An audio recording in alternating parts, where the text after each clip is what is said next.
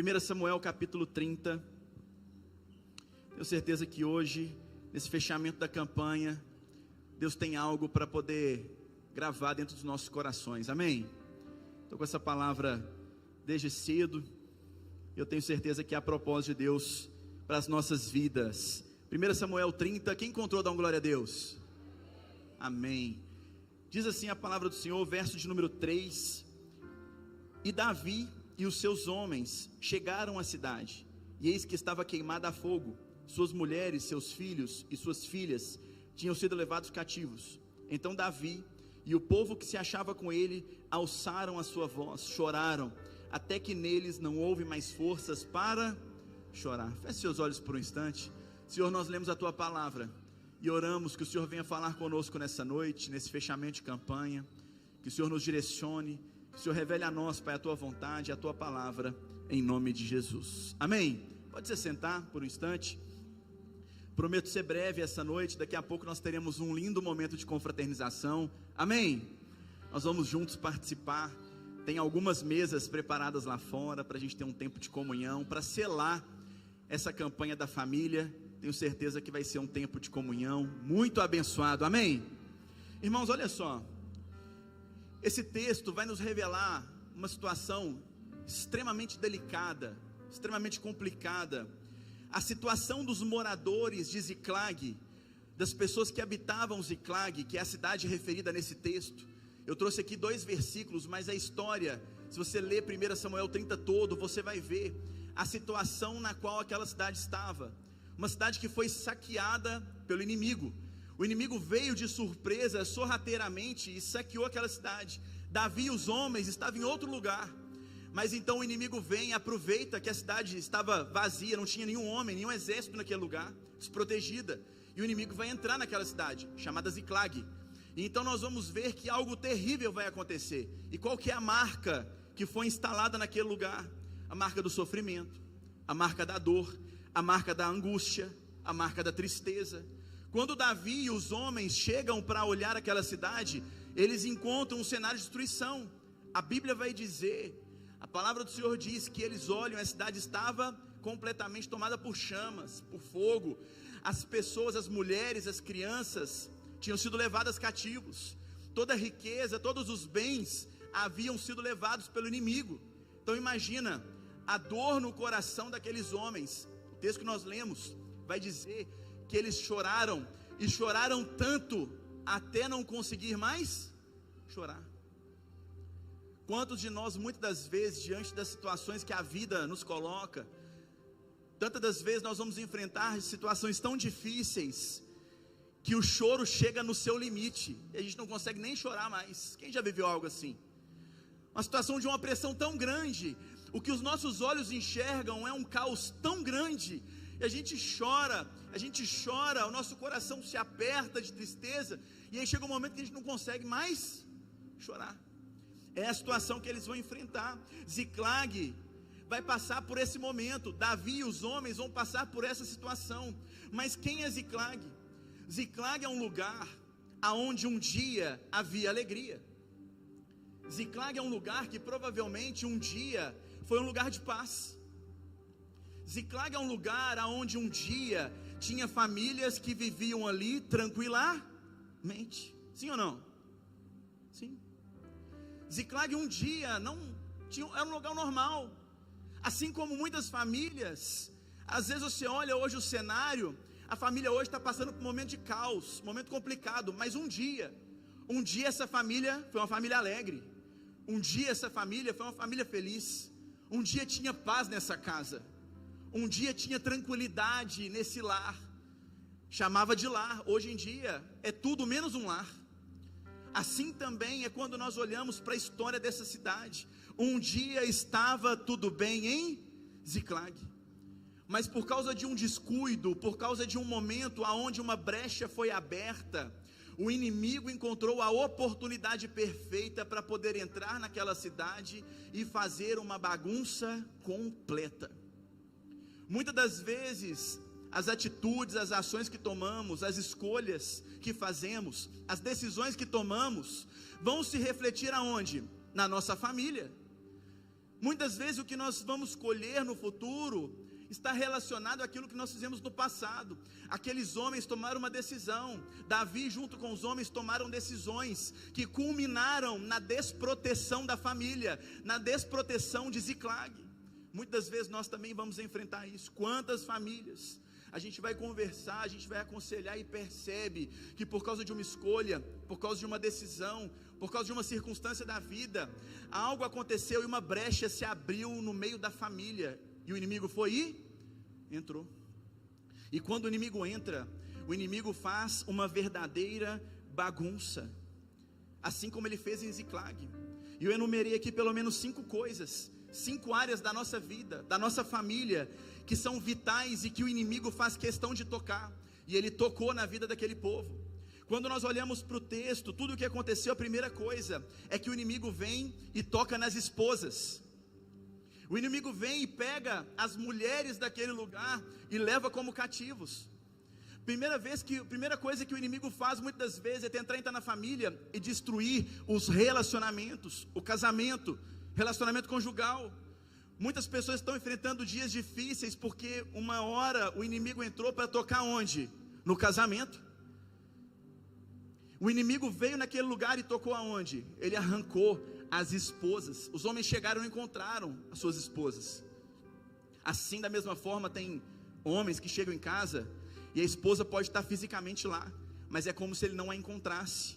Muitas mulheres chegam nas suas casas, vão encontrar os seus maridos. Às vezes ele está lá fisicamente, mas é como se ele não estivesse lá, porque o inimigo está tocando, o inimigo está roubando o relacionamento conjugal das famílias. Segunda coisa que nós vamos ver o inimigo tocando nos filhos. A Bíblia diz que as mulheres, mas também as crianças, os filhos foram levados como escravos, como cativos, como prisioneiros. Então o inimigo hoje age de que forma? Da mesma maneira, sim ou não? Ele entra na família, tenta destruir o casamento. Ele entra na família, tenta tocar nos filhos. E aí nós vamos ver a pornografia entrando dentro da casa. Nós vamos ver as drogas, os vícios entrando dentro das casas. Isso é o quê? Isso é o inimigo que encontrou uma forma de entrar e tocar nos filhos. Então a gente tem as 2 primeiras situações, ou os 2 primeiros alvos na qual o inimigo vai tentar tocar. Primeiro, o inimigo tenta tocar nos relacionamentos. Muita gente de aliança no dedo, divórcio no coração. Depois ele tenta entrar e tocar onde? Nos filhos. Toca nos filhos, não só as esposas, mas toca nos filhos. Tem famílias que todos moram às vezes até juntos, mas é como se todos morassem separados. Tem famílias que as pessoas conversam muito mais com os amigos do que com os próprios que moram dentro de casa. Os relacionamentos completamente destruídos. É como se o inimigo ateasse fogo, como ateou naquele lugar, naquela cidade, para poder destruir os relacionamentos. Terceira coisa que o inimigo tenta tocar. Nós vamos ver que o inimigo levou as esposas, levou as crianças e levou tudo o que eles tinham de bens. Terceira área que o inimigo tenta tocar nas nossas vidas, em qualquer sinal de brecha, em qualquer oportunidade, nas nossas finanças. A Bíblia diz que todo o sustento daquele povo, todos os recursos foram levados pelo inimigo. Tudo foi saqueado. É como um ladrão que invade uma casa, rouba todos os bens e ainda descobre a senha do banco e limpa a conta bancária. É o que aquele povo viveu. Como que a gente vive isso? Tem pessoas que às vezes abrem brecha. Que tipo de brecha? Através da infidelidade nos dízimos e ofertas. E o inimigo encontra uma brecha e ele entra. E ele entra como? Colocando dívidas que aparecem do nada, situações financeiras que você não consegue explicar, prejuízos que vêm sem explicação nenhuma. E aí você vem, o que está acontecendo? Que situação é essa que eu estou vivendo? Estava tudo indo bem, mas agora é como se o inimigo tivesse entrado na minha vida. E de fato, muitas das vezes, ele entrou mesmo. Então nós vamos ver que a terceira coisa que o inimigo toca, quando ele entra, é nas finanças. Quarta situação onde o inimigo toca, ele toca nos sentimentos. Quando nós olhamos para o texto, nós vamos encontrar Davi e os homens. Eles tocaram na cidade, mas o inimigo também conseguiu tocar onde? nos sentimentos dos homens que chegaram naquele lugar. A gente vai ver aqueles homens com os sentimentos completamente abalados. Talvez o inimigo não está tocando diretamente em você, mas ele está te atingindo de alguma forma, tocando no seu cônjuge, tocando nos seus filhos, tocando nos seus parentes, tocando em quem você ama, e isso te afeta. Isso nos afeta, normal. Tocou em quem a gente ama, tocou na nossa família, isso vai nos afetar. E talvez você está aqui hoje, mas o inimigo tem praticamente enfiado uma faca nos teus sentimentos, assim como ele entrou na vida de Davi e daqueles homens. O coração deles estava completamente dilacerado ao ver tudo destruído e a sua família tendo sido levada como cativo. E aí, consequentemente, a quinta área é tocada: a sanidade, o domínio próprio, o autocontrole, a capacidade de respirar e tomar decisões no meio do caos. Quantos de nós, irmãos, no momento da angústia máxima, no momento que nós falamos agora, onde o choro já nem vem mais, que já chorou tudo que tinha para chorar, e aí a gente começa a entrar em parafuso, pessoas entram em parafuso, a gente vai ver aqueles homens que estavam acostumados a ir com Davi para a batalha, homens que estavam dispostos a morrer no campo de guerra. Aqueles homens vão chorar num primeiro momento, vão ser abalados sentimentalmente, mas logo depois a Bíblia vai dizer que aqueles homens estavam tramando apedrejar Davi. A confusão seria ainda pior, porque o inimigo roubou as esposas, roubou os filhos, roubou as finanças, tocou nos sentimentos daqueles homens, e logo depois tocou na sanidade deles. Isso é o estágio máximo. Quando a gente não reage em tempo hábil, a gente corre o risco do inimigo chegar ao ponto de tocar a nossa sanidade. Mas porque eu louvo ao Senhor que esta palavra vai nos mostrar que existe um caminho de dar a volta por cima. Existe uma forma ou uma fórmula, um segredo, para que a gente possa reverter uma situação, mesmo uma situação como essa. A gente olha para Davi, para aqueles homens, e o que eles estão enxergando é o extremo, praticamente o fim da linha, acabou, é um decreto de fim. Mas nós vamos ver que existe uma forma de dar a volta por cima. E eu vim dizer para você hoje, Igreja Batista Vida, você que está aqui, talvez a situação que você está vivendo já arrancou até a última gota da tua lágrima, mas eu quero dizer para você que ainda hoje Deus tem uma direção e uma resposta para você entender que é possível dar a volta por cima e ver a tua família completamente restaurada. Aleluia! Muitas famílias estão assim, totalmente destruídas pelo inimigo. Alguma coisa entrou e fez uma bagunça tremenda. Mas a gente vai ver, a minha Bíblia diz no versículo de número 8, vou ler para você, e diz assim: então consultou Davi ao Senhor. Olha aí, então consultou Davi a quem? Ao Senhor. Nosso Severino foi muito feliz, falei com ele: varão, que palavra de oferta agora. Na verdade, casa muito bem com o que eu vou pregar. Davi mostrou em quem ele dependia. Davi mostrou sobre quem ele confiava. Davi foi consultar quem? O Senhor.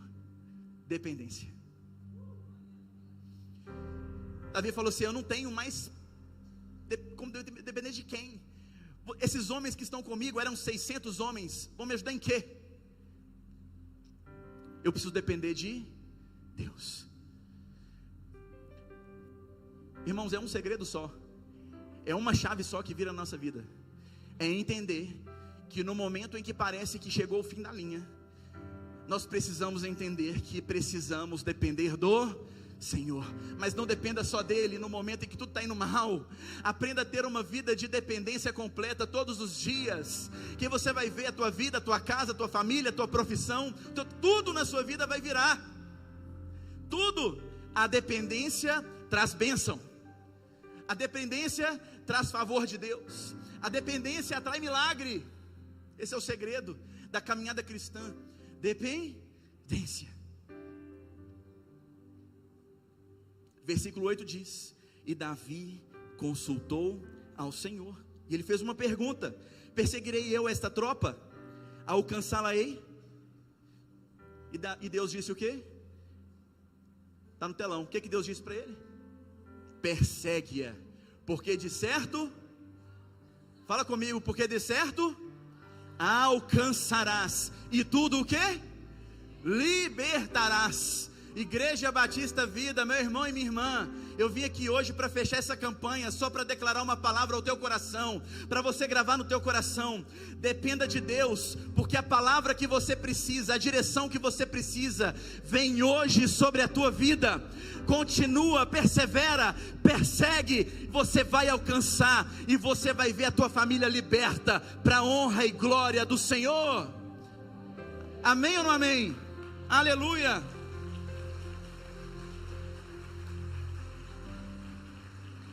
Sabe o que eu imagino? Davi assim, ó: Deus, e agora? Persigo? O que eu faço? Vou ou não vou? E Deus fala assim: persegue, você vai alcançar, e você vai libertar. Eu imagino Davi levantando desse momento de prostração, de humilhação, de dependência, enxugando as lágrimas, e falando assim: homens, o tempo de chorar acabou, nós vamos para cima do inimigo. A Bíblia diz que as portas do inferno não prevalecerão contra a igreja do Senhor.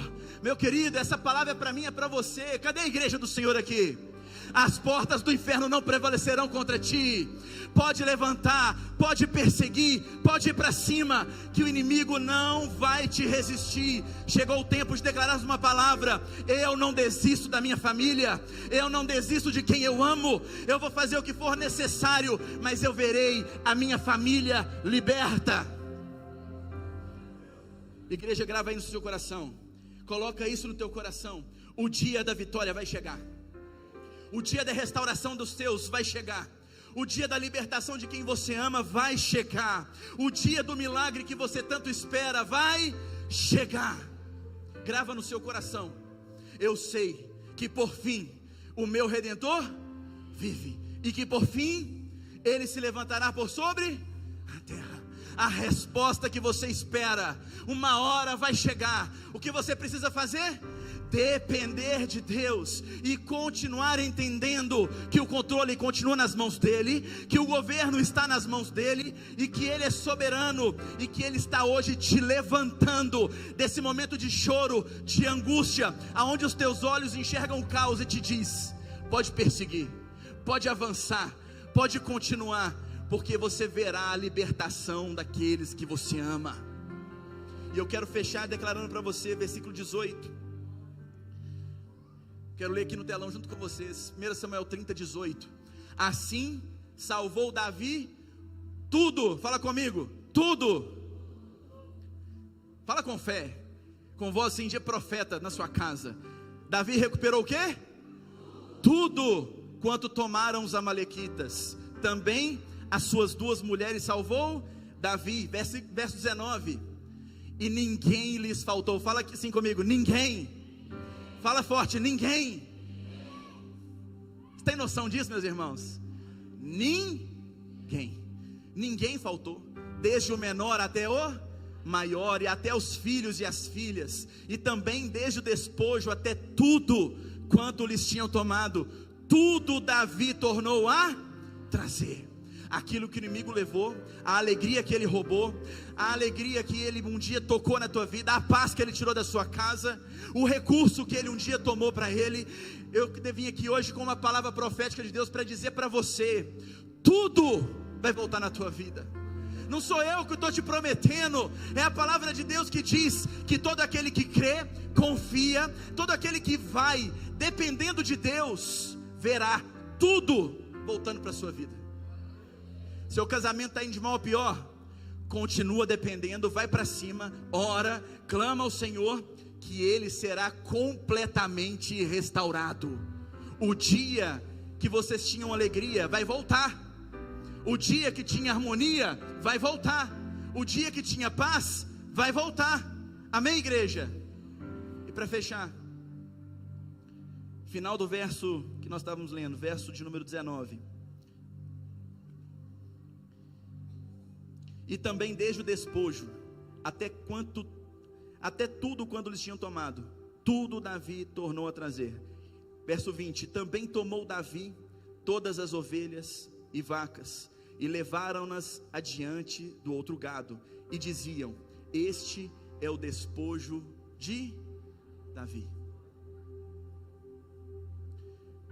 Esse texto, irmãos, nos revela que a dependência de Davi e a atitude que ele toma logo depois de receber uma direção de Deus vão refletir imediatamente no milagre que ele vai viver. Eu vim aqui hoje só para poder orar por você, para que você entenda que Deus hoje está te impulsionando. Deus está hoje te impulsionando a perseverar em oração, a perseverar na declaração da palavra na tua casa, e a perseverar na batalha contra o inimigo. Ele não vai te resistir, e você verá a restauração completa na tua casa. Fique sobre os seus pés, eu quero orar por você.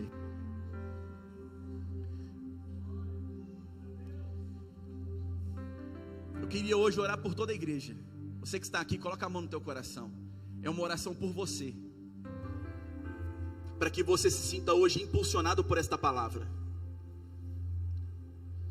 porque talvez a sua força já acabou. Como eu disse, até as suas lágrimas já secaram, você não consegue chorar, já chorou muito. Mas hoje o Senhor está dizendo para você: persegue, e você vai alcançar. Persegue, e eu vou restaurar tudo na sua vida. Deus está te chamando para você depender e confiar nele completamente, porque você já tentou de tudo, mas hoje ele quer entrar nessa história, nessa situação, e fazer um grande milagre na tua vida e na tua casa. Com a mão no seu coração. Senhor Deus, nesta noite, ó Pai, a tua palavra nos diz que o Senhor deu uma resposta para Davi, e a tua resposta, a tua direção foi: Davi, continua.